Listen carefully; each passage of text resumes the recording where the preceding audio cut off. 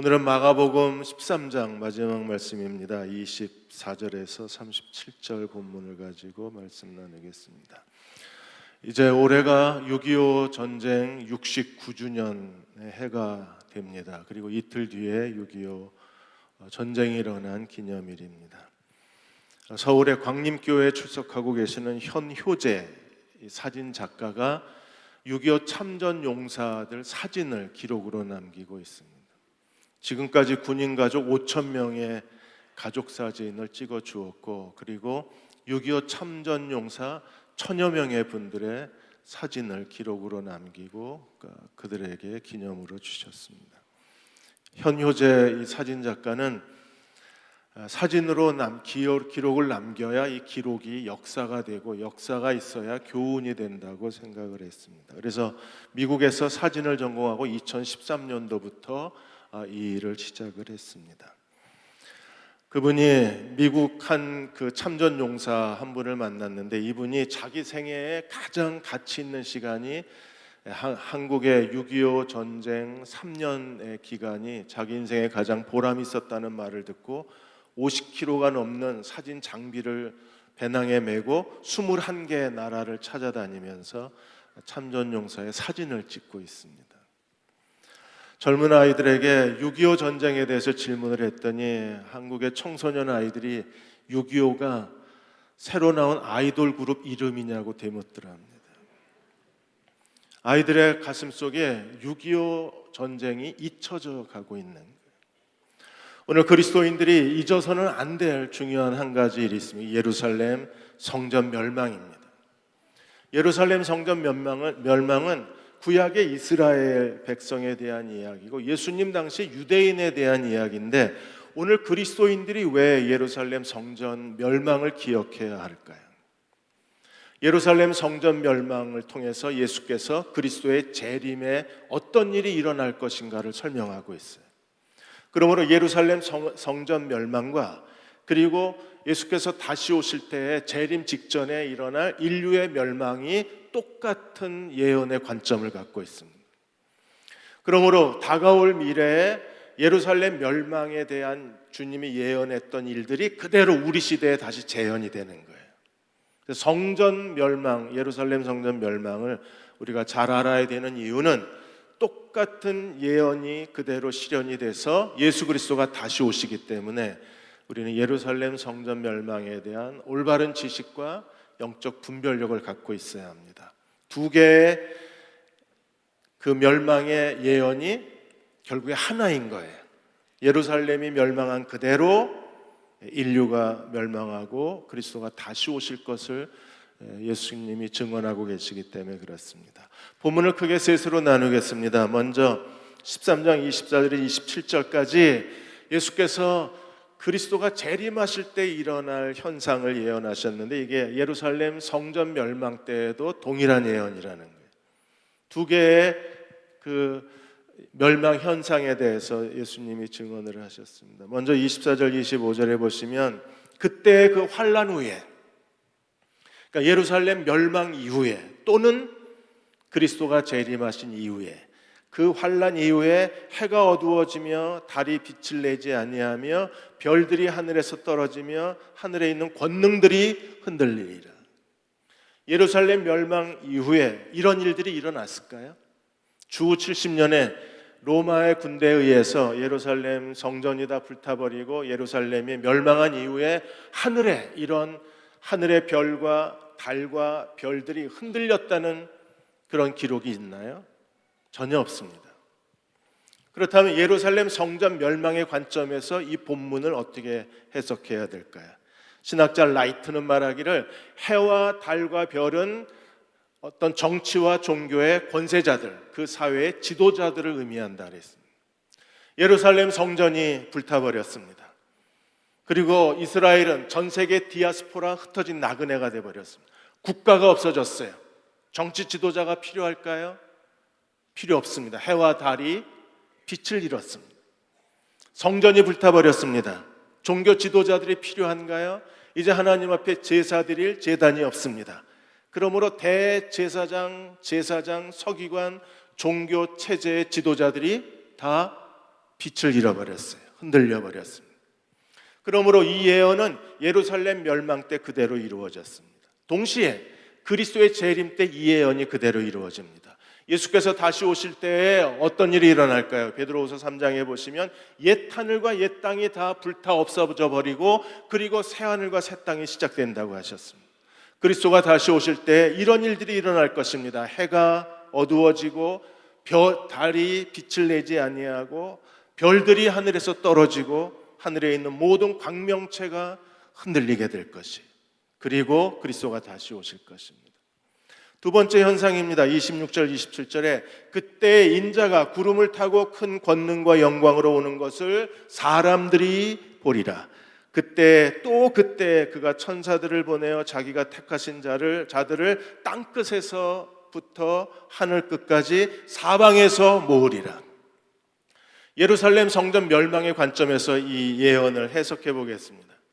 예수님이 주 70년에 예루살렘이 멸망당했을 때 주님께서 구름 타시고 하늘로부터 강림하셨나요? 영광과 권세로? 성경에 전혀 그 기록이 없습니다. 그럼 예언이 거짓인가요? 아닙니다. 구름을 타셨다는 것은 그리스도가 존귀하게 되셨다는 거예요.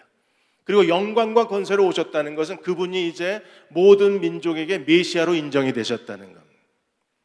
예수께서 십자가에 죽으시고 부활하셨을 때 하나님이 어떻게 하셨나요? 예수의 이름을 지극히 높이셔서 모든 이름 위에 뛰어난 이름을 주셨습니다. 존귀한 이름을 가지시고 예수께서 권세와 영광을 가지시고 새 성전 시대를 시작하셨어요. 예수 그리스도의 몸된 교회 시대를 주님께서 여시고 교회를 통하여 주님이 우리에게 보내신 하나님의 참된 메시아이심을 세상에 증거하시고 세상 속에서 사람들에게 영광을 받으시는 겁니다. 그리고 27절에 천사를 보내어 자기의 택하신 자들을 땅끝으로부터 하늘 끝까지 사방에서 모은다 그랬어요. 여기서 천사는 누굽니까? 복음 전도자들입니다. 그들은 천사, 보냄을 받은 자가 되어서 하나님이 교회를 통하여 전 세계에 하나님의 택하신 백성을 사방에서 모으시는 게 오늘 예수 그리스도의 몸된 교회의 교회 시대에 하나님이 예언하신 내용이 그대로 이루어지고 있는 거예요. 그리스도의 재림을 통해서 오늘 26절 27절을 해석해 보겠습니다. 그리스도가 다시 오실 때 어떻게 오시나요? 데살로니가전서 4장에 보시면 구름 타고 오실 것을 예언하셨어요. 그리고 주님은 구름 타시고 영광과 권세로 다시 오셔서 우리를 다 끌어올리시고 무덤이 열리고 우리가 공중에서 주님을 만나게 될 것입니다. 이 일을 누가 이룹니까? 마태복음 13장 39절에 보시면 천사가 이 일을 이루겠다고 말씀을 하셨어요. 그러므로 오늘 24절에서 27절까지 두 가지 현상, 하늘의 광명이 흔들리고 예수님이 구름 타고 오시는 이 예언은 예루살렘 성전 멸망의 측면에서 해석될 수가 있고 그리스도의 재림 때에 똑같은 일이 다시 재현이 되는 겁니다. 그러므로 예루살렘 성전 멸망은 하나님의 구속사의 가장 중요한 키워드가 되는 거예요. 예수께서 다시 오실 때에도 어떤 일이 가장 중요한 상징이 될까요? 하나님의 심판의 상징 중심에 하나님의 성전이 있는 겁니다. 교회는 하나님의 새로운 성전입니다. 예수께서 자기 육체의 새로운 성전 시대를 여시고 성령 안에서 우리가 예수 그리스도의 몸이라는 새로운 교회를 통해서 하나님이 그의 몸된 교회를 통하여 하나님의 성전 삼으시고 교회가 하나님의 새로운 성전 시대를 열어간 거예요. 예루살렘 성전이 타락하고 형식적이고 그리고 하나님에게서 떠나 세속화됨으로 하나님이 예루살렘을 멸망시키시고 옛 언약 시대를 끝내고 새 언약 시대를 시작하셨어요. 하나님의 새로운 성전인 교회가 타락하고 교회가 세속화되고 교회가 인본주의화되고 그리고 교회가 전 세계에서 박해를 받으면서 하나님의 새 성전의 타락이 예수 그리스도의 재림의 심판이 가까이 왔다는 하나의 상징이 되는 겁니다. 그러므로 오늘 우리는 하나님의 새로운 성전이 된 교회의 본질을 붙잡고 교회의 진실성을 회복하고 그리고 날마다 성경적 교회로 개혁되어져 가는 그리스도의 종들이 되어야 합니다. 교회가 끊임없이 개혁되지 않으면 우리는 하나님이 기뻐하시는 그분의 교회가 될 수 없는 거예요. 구약의 예루살렘 돌로 만든 성전이 타락함으로 하나님이 심판하시고 새 언약 시대를 여셨어요. 예수 그리스도의 몸된 새 성전이 타락하면 결국에 이 타락과 더불어 멸망이 오고 그리고 하나님 나라가 예수 그리스도의 재림이 가까이 올 수밖에 없는 거예요. 우리는 교회가 무엇인가를 알고 하나님이 기뻐하시는 교회를 세우는 일에 온 교우가 함께 하나가 되어서 하나님 앞에 헌신해야만 합니다. 국민일보에서 청년들이 주목하는 교회를 한 달에 하나씩 소개하고 있어요. 지난달에 부산의 행복한 교회가 소개가 됐습니다. 김성철 목사님이 2002년도에 개척한 교회입니다. 2002년도에 몇 사람이 교회 개척을 제안했을 때 김성철 목사님이 기도원에 올라갔을 때 하나님이 이렇게 말씀하셨습니다. 네가 내게 서원한 그 교회를 네게 만들어주겠다. 그래서 그분들하고 청년 중심 2040 세대를 중심으로 한 교회를 개척을 했어요. 이 교회는 콘서트 같은 예배를 드립니다. 금요기도에 우리가 찬양하고 2부 예배 전에 찬양하는 것처럼 전교인이 하나님을 찬양하는 예배를 드리는데 2시간을 드립니다. 그래서 김성철 목사는 자기 교회를 소개할 때 30대가 제일 좋아하는 예배를 드리는 교회라고 소개를 합니다. 교인이 1000명인데 그 중에 750명이 2030, 2040 세대의 사람이, 교인 4명 중에 3사람이 2040 젊은 세대인 거예요. 교회가 이렇게 젊은이들이 행복하게 예배드리는 교회가 될 수 있었던 것은 물론 김 목사님이 처음부터 청년 중심의 목회로 교회를 개척한 것도 있지만 교회의 어른 세대가 기득권을 포기했기 때문에 이 일이 가능했습니다. 새 포도주는 새 부대에 담아야 합니다. 젊은이들이 행복한 예배를 드리는 교회가 되기 위해서는 우리는 끊임없이 변화가 일어나야 합니다. 이 일을 위해서는 교회 어른 세대가 기득권을 포기하고 내려놓지 않으면 이 변화는 일어날 수 없는 거예요. 우리는 할 수 있을까요? 두 번째로 28절에서 31절까지 무화과나무 비유에 대해서 주님이 말씀하셨습니다. 28절에 무화과나무 비유를 배우라. 가지가 연하여지고 잎사귀를 내면 여름이 가까이 온 줄 아나니 누구라도 다 압니다. 유대 땅에 사는 이스라엘 백성이라면 무화과나무의 가지가 연해지고 잎사귀가 나오기 시작하면 여름이 가까이 왔다는 걸 누구나 다 알았어요. 자연현상을 통해서 계절과 날씨를 파악하는 겁니다. 그런 것처럼 그리스도께서 언제 다시 오시고 예루살렘 멸망이 언제 일어날 것인가를 우리도 이미 예수님이 예언하신 그 예고를 통해서 시대를 분별하는 지혜가 우리에게 필요합니다. 그래서 29절에 이와 같이 너희가 이런 일이 일어나는 것을 보거든 인자가 가까이 어디 와 있어요? 문 앞에 와 있는 줄 너희가 알라 그랬습니다. 안다는 기노스케테라는 헬라어의 단어는 그냥 하는 게 아닙니다. 깨닫는 거예요. 확신하는 겁니다. 분별력을 갖는 겁니다. 통찰력을 갖는 지식을 말해요.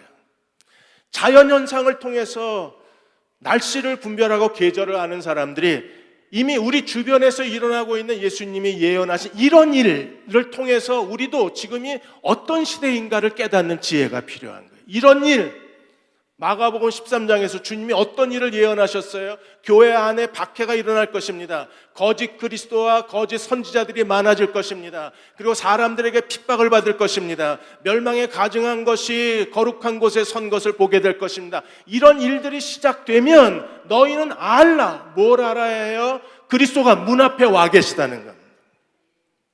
이스라엘 백성들은 예루살렘 멸망이 언제 일어날 것인가를 주님이 이런 일이 일어날 것이라고 예언한 일들이 일어났을 때 그들은 예루살렘 멸망을 준비했어야 했습니다. 그리고 오늘 동일하게 예루살렘 멸망 때 이런 일이 일어날 것이라고 예언한 일들이 오늘 우리 시대에 일어났을 때 우리도 정신을 차리고 예수께서 문 앞에 와 계신다는 사실을 알아야만 합니다. 마태복음, 마가, 누가복음에서 예수께서 종말에 대해서 예언을 하셨을 때 예루살렘 멸망에 대한 예언과 그리스도의 재림에 대한 예언이 섞여 있어요. 이게 예수님의 재림을 예언하는 건지 이게 예루살렘 멸망을 예언하는 건지 분별하기가 정말 어렵습니다. 왜 그렇게 하셨나요? 예루살렘 멸망에 일어날 일들이 결국 그리스도의 재림 때 일어난 일과 똑같기 때문에 그렇습니다. 두 개가 분리된 게 아니라 하나의 예언이에요. 그러므로 예루살렘 멸망 때 이런 일이 일어날 것이라고 경고하신 내용을 우리가 기억하고 알고 이런 일이 일어났을 때 우리도 그리스도의 재림을 준비하는 사람들이 되어야만 합니다.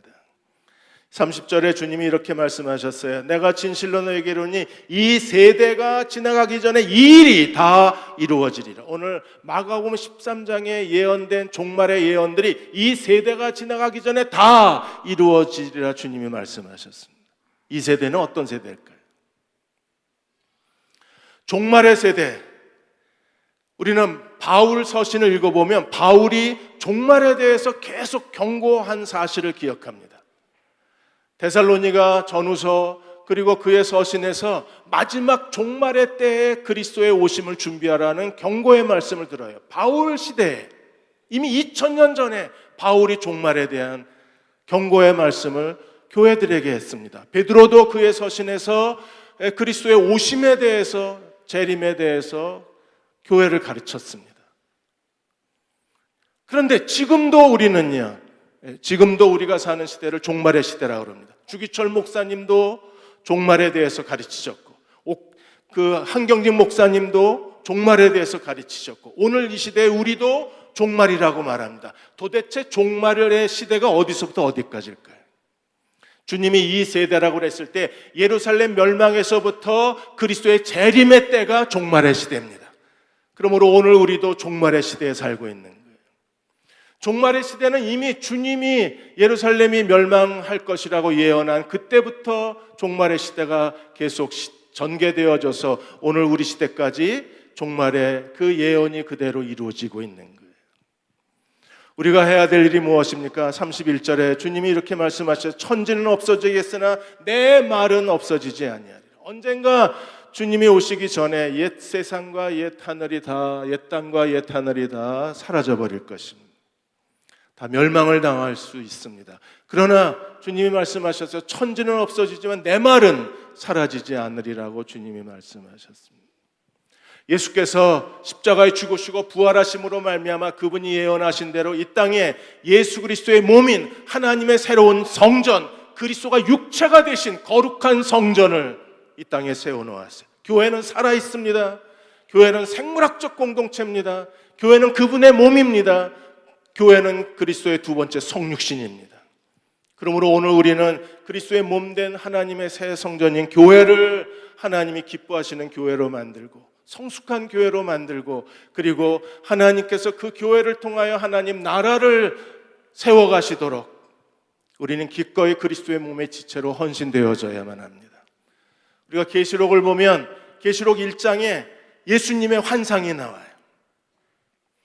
그리고 4장에서부터 7대접, 7인, 7나팔의 저주가 쏟아져서 하나님이 이 세상을 심판하십니다. 2장과 3장에는 뭐가 기록되어 있습니까? 아시아 7교회가 기록되어 있습니다. 예수 그리스도 하나님의 종말의 심판, 그 중간에 아시아 7교회에 대한 책망이 있어요. 오늘 우리는 하나님이 기뻐하시는 교회를 세우는 일에 온 힘을 다 기울여야 합니다. 계시록 2장 7절에 이렇게 주님이 말씀하셨습니다. 귀 있는 자는 성령이 교회들에게 하시는 말씀을 들으라. 귀 있는 자는 성령이 교회에 하시는 말씀을 들을지어다. 이기는 그에게는 내가 하나님의 낙원에 있는 생명나무의 열매를 주어 먹게 하리라. 이기는 그에게 생명나무 열매를 주어 먹게 하리라. 우리는 이기는 자로 주님을 섬겨야 합니다. 교회 시대마다 예수님의 예루살렘 멸망에서부터 우리가 사는 이 시대는 종말의 시대라고 그랬어요. 종말의 시대마다 주님이 경고하신 박해와 핍박과 교회 분열의 역사가 반복되어져 왔습니다. 어려움이 없는 교회는 존재하지 않습니다. 어느 교회든지 다 어려움이 있습니다. 그러나 어려움을 피해 다니는 것이 아니라 그 어려움을 이겨내고 우리가 이기는 자가 될 때 하나님 우리에게 생명나무 열매를 주어 먹게 하리라 약속해 주셨습니다. 교회가 아픔을 겪었습니다. 우리는 그 아픔을 외면할 것이 아니라 그 아픔을 쳐다보지 않으려고 노력하는 게 아니라 오히려 우리가 정면으로 응시하고 이 아픔을 통해서 오히려 이기는 자가 되고 그리스도와 함께 동행하는 사람이 되어서 하나님이 기뻐하시는 거룩한 교회로 대응 침례교회를 주님 앞에 세워놓을 때 하나님은 대응교회를 통하여 이기는 자의 유업을 얻게 해주시고 이기는 자의 복을 누리게 해주시고 이기는 자에게 약속하신 하늘의 약속을 우리에게 허락해 주실 것입니다. 그러므로 우리는 더 성숙한 교회로 나아가기 위해서 온 힘을 다 기울여야 합니다. 어려움이 있다는 걸 부끄러워하는 게 아니라 어려움을 이겨내고 더 성숙한 교회로 가는 게 지금 우리가 해야 될 중요한 일입니다. 경기도 일산에 거룩한 빛 광성교회가 있습니다. 정성진 목사님이 담임 목사이십니다.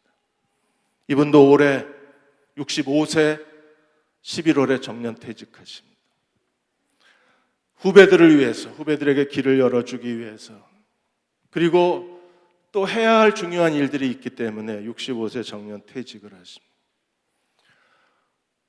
65세 정년퇴직 해야 할 중요한 일들이 있는 새로운 사명이 있는 목사들은 그렇게 하는 게 좋습니다. 이분은 은퇴하고 나서 휴전선 가까이의 작은 민통선 안에 있는 교회에 가서 통일을 위하여 기도하고, 그리고 지금 고아원 아이들이 18세까지 고아원에 있고 그 다음에는 다 나와야 돼요. 갈 데가 없는 아이들이 많이 있습니다. 그 아이들을 위해서 건물을 짓고 집을 짓고 그 아이들을 돌보는 일을 하고 싶다고 하셨어요. 정선진 목사님은 끊임없는 개혁을 추구하신 목사님이셨습니다. 이분은 교회 예산의 51%를 선교와 구제비로 내놓았습니다. 교회가 나누면 나누어질수록 하나님이 더 복을 내려주셨어요. 저희 교회가 1년에 예산이 40억입니다. 그 중에 20억을 선교와 구제에 쓸 수만 있다면 우리는 정말 주님이 기뻐하시는 일들을 해낼 수 있을 것입니다. 거룩한 빛 광성교회는 복지센터가 있습니다. 그리고 문화센터가 있습니다. 이런 것들을 통해서 지역 주민들을 섬기고, 백화점의 문화 강좌보다 거룩한 빛 광성교회 문화 강좌를 그 일산에 있는 주민들이 더 좋아한다 그랬어요. 그 지역에서 예수 그리스도의 선한 영향력을 보여주는 교회가 되었습니다. 그리고 지금 매년 1997년도에 교회가 개척이 됐는데 매년 교회 하나씩 분립 개척을 했습니다. 헌신된 부목사들을 한 사람씩 세워서 교회 개척, 분립 개척을 해 주었어요. 교회가 커지면 오히려 목사도 타락하고 교회도 탐욕에 빠진다고 계속해서 교인을 떼어서 나누어 준 겁니다. 그렇게 계속 분립 개척해주면 교회는 어떻게 될까요? 교회는 오히려 더 부흥이 일어나서 지금 재적 교인만 2만 명이 넘습니다. 나누어 줄수록 하나님이 더 축복해 주신 거예요. 20번째 교회까지는 부목사가 개척을 했는데 21번째 교회는 정성진 목사가 자기가 4,000명의 교인을 데리고 지금 사진에 보이시는 거룩한 빛 운정교회를 개척을 하셨어요. 3,000명 예배드리는 예배당 건물입니다. 그리고 자기가 작년 12월에 이 교회를 개척하고 나오신 거예요. 그리고 올 11월에 은퇴를 준비하고 계신 겁니다. 교회를 줄였는데 오히려 교회가 커지는 그런 하나님의 놀라운 기적과 능력이 교회를 통해서 나타나기 시작한 거예요. 그리고 누구보다도 이 구제 사회봉사와 선교에 힘쓸 뿐 아니라 교회 교인의 70%가 여성이기 때문에 여성 장로를 세우시는 데에도 온 힘을 다 기울이셨습니다. 더 많은 그 교회 구성원을 가진 분들 중에 교회 지도자가 나와야 그래야 남녀 비율을 따져서 교회 리더십의 균형을 이룬다고 하셨습니다. 이렇게 정성진 목사님은 계속 나누는 삶을 사셨어요. 계속 교회를 개혁해 나갔습니다. 지금도 개혁해야 될 일들이 우리 안에 많이 있습니다. 우리가 그 개혁의 길을 걸어갈 때 하나님은 그 교회를 통해서 그분의 이름이 높임을 받게 해주실 것이고 예수 그리스도의 이름이 우리 가운데 더 존귀함을 얻을 것입니다. 마지막으로 32절에 37절까지 깨어있는 제자도에 대해서 말씀을 해주셨습니다. 32절에 주님은 이렇게 말씀하셨어요. 그러나 그날과 그때는 아무도 모르나니 예수 그리스도가 언제 다시 오실 것인가 아무도 모른다고 하셨습니다. 하늘에 있는 천사도 모르고 아들도 모르고 누구만 알아요? 아버지만 아신다. 지금까지 한국교회는 예수님이 언제 재림한다고 몇 년, 몇 월, 며칠, 몇 시까지 예언한 사람들이 있었습니다. 전부 가짜들입니다. 주님은 말씀하시길 아무도 모른다. 천사도 모르고 아들도 모르고 누구만 알아요? 하나님만 아신다고 했어요. 그러므로 제자들은 어떻게 살아야 합니까? 33절에 주의하라 깨어있으라 그때가 언제인지 알지 못함이라. 우리가 해야 될 중요한 일은 뭐예요? 깨어있는 그리스도의 종들이 돼야 합니다. 깨어있으라가 4번이나 반복됐어요. 깨어있으라 깨어있으라 깨어있으라 깨어있으라. 그리고 주님이 한 가지 비유를 말씀하셨습니다. 34절에서 36절까지 어떤 사람이 집주인이 멀리 여행을 떠났습니다. 그리고 집에 종들에게 권세를 주고 할 일을 맡겼습니다. 문지기에게 깨어있으라고 권면을 했습니다. 예수님은 여행 중이십니다. 십자가에 죽으시고 부활하시고 40일 동안 부활을 증거하신 이후에 그분은 구름이 가리오신 채 승천하시고 여행 중이십니다. 집주인이 여행을 떠난 것처럼 주님은 우리 곁을 떠나셨어요. 그리고 언젠가 다시 주님이 돌아오실 것입니다. 그때까지 교회에게 하신 말씀이 뭐예요? 주님의 권세를 우리에게 주시고 주님이 하신 일을 우리에게 맡기신 겁니다. 종들이 하는 일을 우리가 해야 되는 거예요. 종들은 주인의 권세를 가지고 주인의 일을 했습니다. 자기 일이 아니라 누구 일이에요? 주님의 일인 겁니다. 12 제자에게 주님께서 주님의 권세를 주시고 주님의 일을 맡기셨습니다. 그래서 12 제자는요, 천국 복음을 전파하면서 귀신을 내어 쫓는 권세를 받았고 모든 병을 치유하는 권능을 주님께로부터 받았습니다. 제자들은 주님이 주신 권능을 가지고 주님의 일을 감당했어요. 오늘의 교회도 주님이 주신 권세를 가지고 주님의 일을 감당해야 합니다. 제자들은 또한 문지기였습니다. 그들은 하나님의 복음이 이단의 가르침이 교회를 쓰러뜨리지 않고 교회를 오염시키지 않도록 복음의 진리를 지켜야 할 문지기 사명이 있었어요. 그래서 사도 요한이 그 요한 서신을 통해서 문지기 역할을 했습니다. 하나님은 사랑이시라. 사랑하는 자는 하나님을 알고 하나님께로부터 나서 하나님을 알고 사랑하지 않는 자는 하나님을 모른다. 그래서 참과 거짓을 완전히 분리시켜 놓았어요. 문지기 역할입니다. 오늘 교회도 모든 이단의 가르침으로부터 우리가 문지기 역할을 해서 하나님의 진리를 지켜가는 문지기 사명을 감당해야만 합니다. 주님이 언제 오시겠다고, 언제 오실지 모른다고 말씀하시면서 무려 밤은 어두움을 4등분을 해 놓으셨어요. 그래서 35절에 그러므로 깨어있으라. 집주인이 언제 올지, 저물 때 일는지 한밤중 일는지 다굴 때 일는지 이른 아침인지 너희가 알지 못함이라. 예수님이 어두움을 4등분해 놓으셨어요. 라이트푸트는 이건 마치 예수님이 십자가에 죽으실 때의 그 제자들의 모습과 같다 그랬습니다. 예수님이 마지막 목요일 밤에 저물 때에 제자들과 더불어 마지막 만찬을 나누셨어요. 그리고 한밤중에 겟세마네 동산에 가서 기도하셨습니다. 흐르는 땀방울이 핏방울처럼 변했습니다. 베드로, 야고보, 요한 3명의 제자는 주님이 그렇게 괴롭게 기도할 때 그들은 뭐하고 있었습니까? 코를 골고 자고 있었습니다. 그리고 마침내 예수님이 체포당하셨을 때 베드로는 멀찍이 예수님을 따라갔습니다. 그리고 대제사장의 계집종 앞에서 예수님을 3번씩 모른다고 부인하고 저주했습니다. 그리고 닭이 울었습니다. 예수님은 체포당하셔서 대제사장 가야바 안나스에게 재판을 받으시고 헤롯에게 끌려가셨다가 이른 아침에 누구에게 끌려갔어요? 로마 총독 빌라도에게 끌려갔습니다. 그리고 빌라도가 마침내 예수님에게 사형 선고를 내립니다. 저녁, 한밤중, 다굴 때, 이른 아침 그리스도가 어떻게 십자가로 가셨는가를 그대로 보여주고 제자들이 어떻게 실패했는가를 그대로 보여주는 거예요. 그리고 지금 마가복음을 읽고 있는 로마 교회 교인들은 한밤중입니다. 그들은 네로 황제의 박해를 당하고 핍박을 당하면서 어둠 속에서 마가가 쓴 이 복음서를 읽고 있는 겁니다. 제자들이 해야 될 가장 중요한 사명은 무엇입니까? 깨어 있어야 합니다. 37절에 깨어 있으라. 내가 너에게 하는 이 말이 모든 사람에게 하는 말이라. 오늘 우리도 깨어 있는 그리스도의 종들이 되어야 합니다. 주님이 예언하신 그대로 주 70년에 예루살렘을 완전히 멸망해버리고 옛 언약 시대가 끝났습니다. 똑같은 일들이 지금 우리 시대에 반복이 되고 있는 거예요. 예루살렘 멸망 때에 일어날 종교 사회적 현상들이 그대로 지금 우리 시대에도 재현이 되고 있습니다. 그러므로 우리는 깨어 정신을 차리고 근신하여 기도하는 종들이 되어야 합니다. 우리가 무엇을 기도해야 될까요? 데살로니가 후서 1장 11절 12절에 이렇게 기도하라고 했습니다. 이러므로 우리도 항상 너희를 위하여 기도함은 우리 하나님이 너희를 부르신 그 부르심에 합당한 자로 여기시고, 우리가 기도해야 될 단 하나의 기도가 있다면 하나님, 우리가 하나님 부르심에 합당한 자가 되게 해 주옵소서.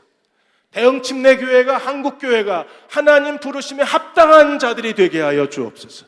사랑하는 우리 아들, 딸들이 하나님 부르심에 합당한 자가 되도록 우리는 기도해야 합니다. 그들은 어떤 사람들인가요? 모든 선을 기뻐하고 그리고 믿음의 역사를 능력으로 이루어내는 사람들입니다. 12절에 우리 하나님과 주 예수 그리스도의 은혜대로 우리 주 예수 그리스도의 이름이 너희 가운데 영광을 받으시고 너희도 그 안에서 영광을 받게 하려 함이라. 우리가 소망하는 교회는 이런 교회입니다. 주 예수 그리스도의 이름이 우리 가운데 영광을 받으시는 그분의 교회가 되기를 원합니다. 우리의 가정도 주 예수 그리스도의 이름이 우리 가정에서 영광을 받으시고 또 우리도 주님의 은혜 안에서 그분의 영광이 되는 사람이 될 수만 있다면 그들이 이 땅에서 주님과 동행하는 사람이 될 수 있을 것입니다. 우리는 교회나 우리 자녀들이나 우리 자신을 보고 실망할 때가 많이 있습니다. 그리고 많은 염려를 하고 한숨을 쉽니다. 그러나 우리가 해야 될 중요한 일은 하나님 앞에 기도하는 일입니다. 우리가 기도할 때 하나님 우리를 끝까지 책임져 주시고 그분 뜻 가운데 우리를 세워주시는 분이시기 때문입니다. 순회 선교단의 김용희 선교사님이 막내 아들 이름을 선교라고 지었습니다. 이분이 선교에 자기 인생을 완전히 바쳤기 때문에 그래서 아들 이름을 아예 선교라고 지어버렸어요. 그래서 막내 아들 이름이 김선교입니다. 선교의 삶을 살았을까요? 아닙니다. 어려서부터 정말 부모가 하나님 말씀으로 가르쳤어요.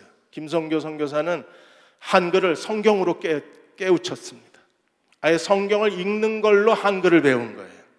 그리고 아침에 학교 갈 때 오늘 숙제 다 했냐, 뭐 학교 갈 준비 다 했냐가 아니라 아버지가 첫 질문이 오늘 아침에 큐티 했냐, 하나님 말씀 묵상했냐가 아버지의 첫 마디였었어요. 그렇게 하나님 말씀으로 키웠는데 중학교 올라가면서 김선교가 방황하기를 시작을 했습니다.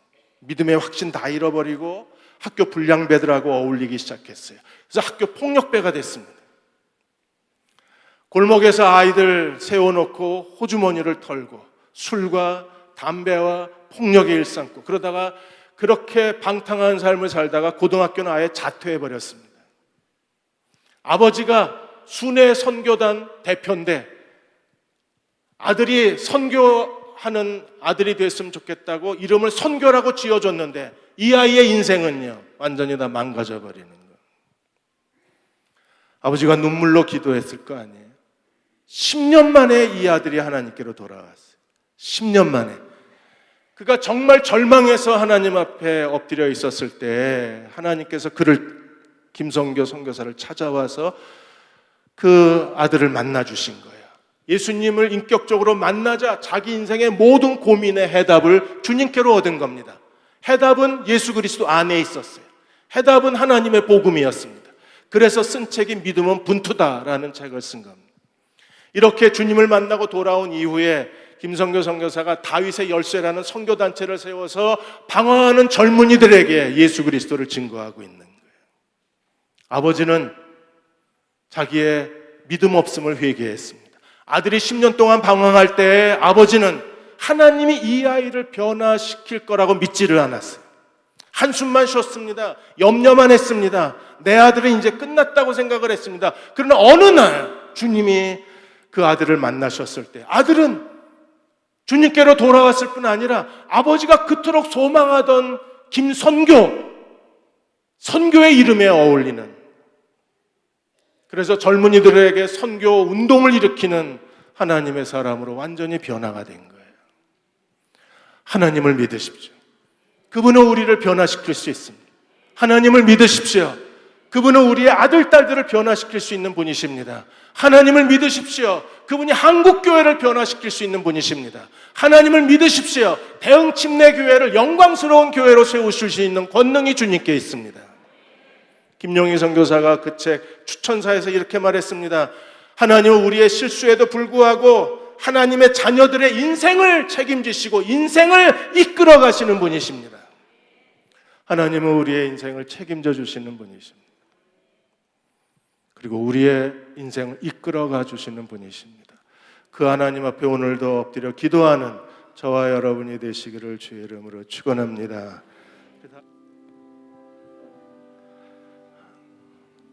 나의 갈 길 다가도록 나와 동행해 주옵소서. 그렇게 동행해 주시는 주님을 인해서 감사드립니다. 한국의 미래도, 한국의 교회도, 대형교회도, 우리 가정도, 아들, 딸들도, 내 인생도 주님께 맡깁니다. 나의 갈 길 다가도록 나와 동행해 주옵소서. 그렇게 하실 하나님을 찬양합니다. 우리의 기도를 들으시고 끝까지 믿음으로 인내하게 하여 주시고 하나님의 이끄심을 받게 하여 주시옵소서. 지금 우리를 죄에서 구원하신 우리 주 예수 그리스도의 은혜와 하나님 아버지의 크신 사랑하심과 성령의 위로하고 도우신 은혜가 오늘 함께 주일 예배드리고 돌아가는 모든 교우와 가정과 자녀들 위해 지금부터 영원히 함께 하시기를 간절히 축원하옵나이다. 아멘.